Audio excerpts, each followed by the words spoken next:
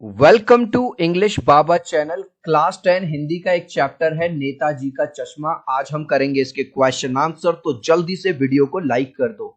I hope children आपने video को like कर दिया है और अभी तक चैनल को सब्सक्राइब नहीं किया तो सब्सक्राइब कर दो सो दैट आपको हमारे सारे अपडेट्स मिलते रहे। क्वेश्चन नंबर 1 देखिए, सेनानी ना होते हुए भी चश्मे वाले को लोग कैप्टन क्यों कहते थे? चिल्ड्रन, सेनानी मतलब जो सेना में होता है, फौजी फौजी वगैरह होता है। लेकिन जो चश्मे वाला था ना तो वो सेना में था ना कोई कैप्टन सेनानी था, फिर भी लोग उसको कैप्टन कैप्टन क्यों कहते थे? अगर आपने ये स्टोरी पढ़ी है तो जो चश्मे वाला व्यक्ति है वो काफी देश प्रेमी था, पैट्रियट था। तो नेताजी यानी कि सुभाष चंद्र बोस की आपने कभी भी कोई फोटो या मूर्ति देखी होगी, उस पर एक चश्मा लगा रहता है क्योंकि वो चश्मा पहनते थे। तो जो हमारा ये चश्मे वाला था ये बहुत ज्यादा देश प्रेमी था। इमेज से समझो, जैसा कि एक फौजी होता है ना, वो अपने देश से बहुत ज्यादा प्यार करता है, उसी तरह से जो चश्मे वाला था वो भी अपने देश से बहुत प्यार करता था, देश प्रेमी था और नेताजी की मूर्ति पे वो चश्मा लगा दिया करता था इसीलिए। तो आंसर कैसे लिखेंगे? देखो, सेनानी ना होते हुए भी लोग चश्मे वाले को कैप्टन निम्नलिखित कारणों से कहते थे। ठीक है जी। तो पहला कारण क्या है? जिस तरह से एक फौजी अपने देश को प्रेम जिस तरह से एक फौजी को अपने देश से प्रेम होता है, देख रहे हो ये फौजी है हमारा, फौजी भाई, फौजी को जिस तरह से देश से प्रेम होता है उसी तरह से जो कैप्टन चश्मे वाला था उसको भी अपने देश से बहुत ज्यादा प्रेम था। तो पहला पॉइंट क्या लिखेंगे? जिस तरह से एक फौजी को अपने देश से प्रेम होता है, देश प्रेम का वही जज्बा चश्मे वाले में भी था। दूसरा, उसमें देश प्रेम एवं देशभक्ति का भाव कूट कूट कर भरा था। ठीक है, जो वो बहुत ज्यादा पैट्रियोटिक था। और तीसरा, चिल्ड्रन आपने देखा होगा कि जो नेताजी की मूर्ति है या नेताजी सुभाष चंद्र बोस जो है चश्मा लगाते थे, अगर आपने इस स्टोरी को पढ़ा है तो उनकी एक मूर्ति बनाई गई उस पर चश्मा नहीं था, तो उसको ये चीज बुरी लगती थी कि नेताजी के मूर्ति पर चश्मा नहीं है था, तो श्रद्धा भाव से वो उनकी मूर्ति पर चश्मा लगा दिया करता था। क्या लिखेंगे? वह नेताजी की मूर्ति को बिना चश्मे के देखकर दुखी होता था और खुद से एक चश्मा मूर्ति पर लगा दिया करता था। तो चिल्ड्रन हमको रटना नहीं है, हमको समझना है। अगर आपने समझ लिया एक बार तो आप एग्जाम में अपने वर्ड्स में लिख दोगे। ठीक है, देश प्रेमी था, देश प्रेमी की भावना उसमें कूट कूट के भरी थी और नेताजी की मूर्ति को जब भी बिना चश्मे के देखता था बहुत दुखी होता था और खुद से एक चश्मा मूर्ति पे लगा दिया करता था। नेक्स्ट, अब जो क्वेश्चन नंबर 2 है इसमें एक्चुअली 3 क्वेश्चन है, क ख और ग। तीनों को एक एक करके डिस्कस करेंगे। क्वेश्चन देखो, हालदार साहब ने ड्राइवर को पहले चौराहे पर गाड़ी रोकने के लिए मना किया। हालदार साहब गाड़ी से आते थे, उनका ड्राइवर गाड़ी चलाता था, लेकिन बाद में तुरंत रोकने को कहा, लेकिन बाद में रोक दिया।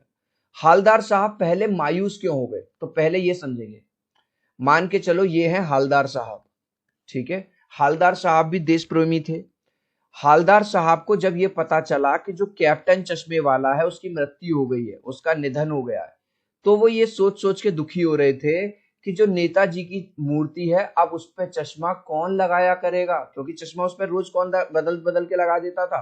कैप्टन चश्मे वाला। लेकिन अब तो उसकी मौत हो गई, अब कौन करेगा? ये सोच सोच के जो हालदार साहब है बड़े मायूस हो रहे थे, दुखी हो रहे थे। तो आंसर कैसे लिखेंगे?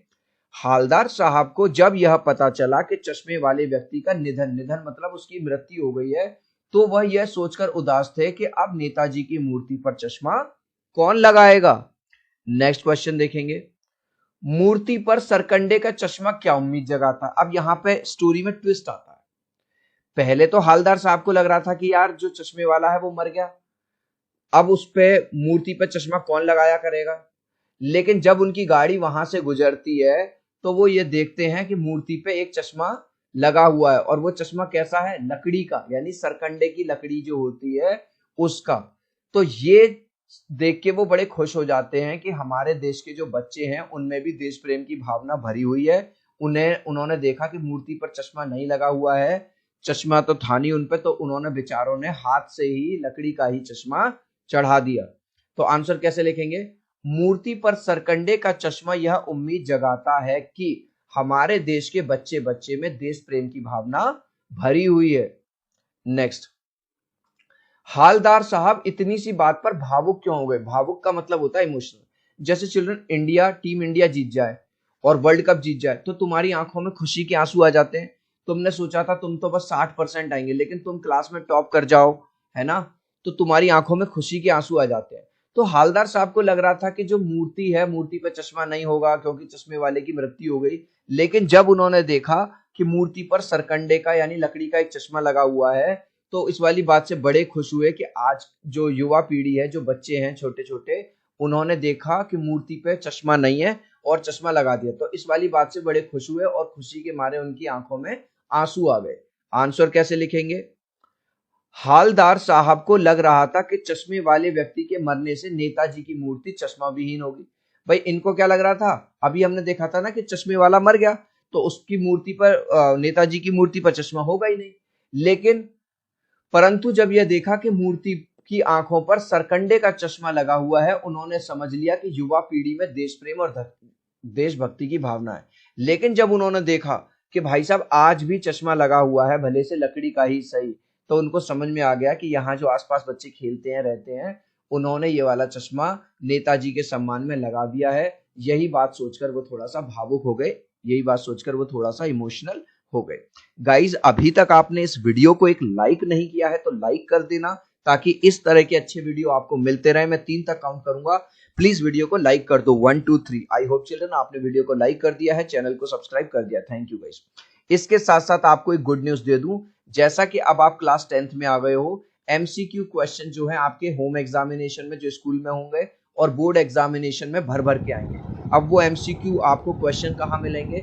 इंग्लिश बाबा का जो दूसरा चैनल है एमसीक्यू चैनल, जिसपे आप लोगों के प्यार और सपोर्ट से 1,80,000 से ज्यादा सब्सक्राइबर हो गए हैं, उस पे मिलेगा। इस तरह का येलो कलर का इसका लोगो है, ठीक है। आज ही जाइए चैनल को सब्सक्राइब कर लीजिए, लिंक मैंने डिस्क्रिप्शन में दे दिया है। नेक्स्ट है आशय स्पष्ट कीजिए। आशय का मतलब होता है अर्थ बताना है। बार बार सोचते क्या होगा उस कौम का जो अपने देश की खातिर घर गृहस्थी जवानी जिंदगी सब कुछ होम देने वालों पर भी हंसती है, अपने और अपने लिए बिकने के मौके ढूंढती है। चिल्ड्रन अगर आपने इस स्टोरी को पढ़ा है तो इस स्टोरी में वैसे तो अच्छी चीजें हैं, लेकिन एक खराब बात भी है। जो पान बेचने वाला व्यक्ति था वो कैप्टन चश्मे वाले का मजाक उड़ाता था, कहता था वो तो लंगड़ा है। तो यहाँ पे ये चीज सोच के जो हालदार साहब हैं बड़े दुखी होते हैं कि एक तरफ तो हमारे देशभक्त ऐसे रहे, चाहे वो भगत सिंह हो, राजगुरु हो, कोई भी हो, जिन्होंने देश के लिए जान दी, लेकिन आज भी इतने स्वार्थी लोग मौजूद हैं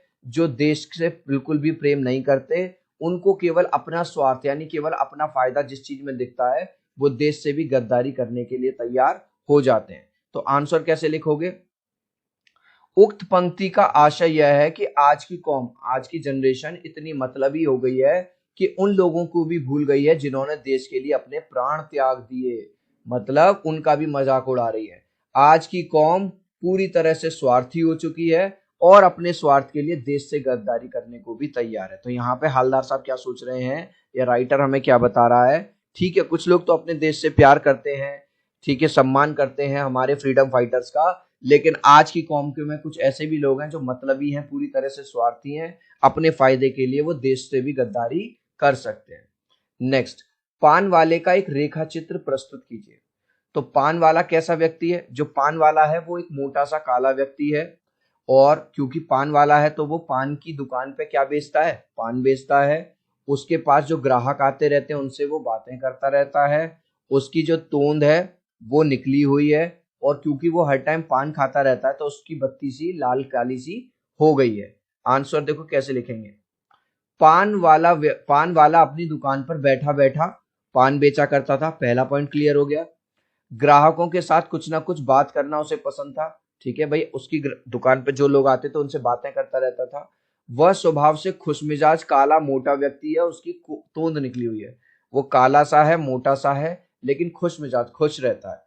वह पान खाता रहता है जिससे उसकी बत्ती सी लाल काली हो गई। देख रहे हो, जो लोग हर टाइम पान खाते रहेंगे उनकी जो दांत वगैरह है सब खराब हो जाते हैं, लाल पीले से पड़ जाते हैं। नेक्स्ट, वो लंगड़ा क्या फौज में जाएगा, पागल है पागल। कैप्टन के प्रति पान वाले की इस टिप्पणी पर अपनी प्रतिक्रिया लिखिए। भाई एक तरफ तो पान वाला जो कि लंगड़ा था, उसका एक पैर भी नहीं था और ज्यादा अमीर भी नहीं था, लेकिन फिर भी इतना श्रद्धा भाव रखता था नेताजी के लिए कि उनकी मूर्ति पर रोज नए नए चश्मा लगा दिया करता था। लेकिन इतने खराब लोग भी हैं इस किरदार में, इस स्टोरी में, कि जो पान वाला है उसका मजाक उड़ाता था, उसको पागल पागल कहता था।